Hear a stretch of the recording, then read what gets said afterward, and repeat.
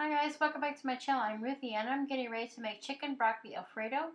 And these are the ingredients that I am using. Some heavy cream, some penne pasta, some broccoli, a little bit of garlic powder, some chicken that I already cooked, some butter, and I actually have some extra bacon on hand, so I'm going to throw that in as well. You can use whatever pasta you prefer. I'm using penne because that's what I have on hand, so let's get cooking.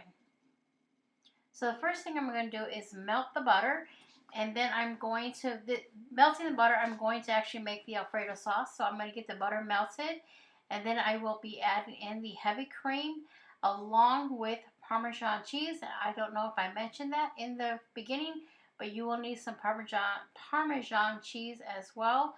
About 1.5 cups or so, or to your liking of how much cheese you want to use. So the only thing I'm doing right now is just melting butter. And once the butter is melted, I'm going to add in the heavy cream.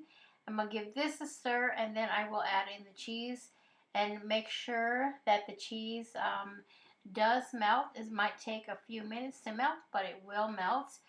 I'm also going to add in a little bit of garlic for flavoring. You can add in fresh garlic if you want, minced garlic, whatever it is that you want for the garlic.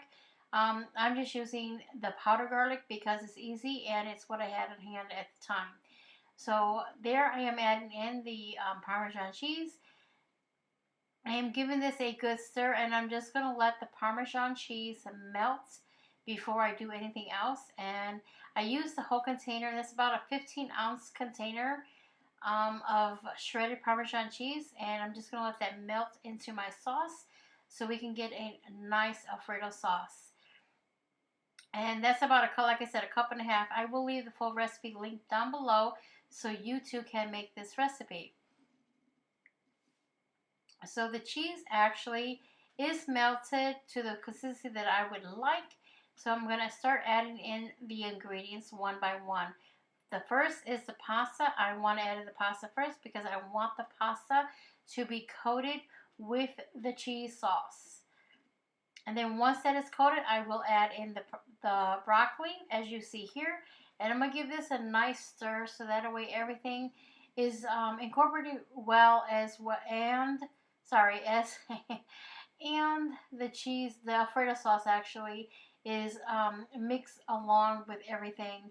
There is the chicken that I pre-cooked.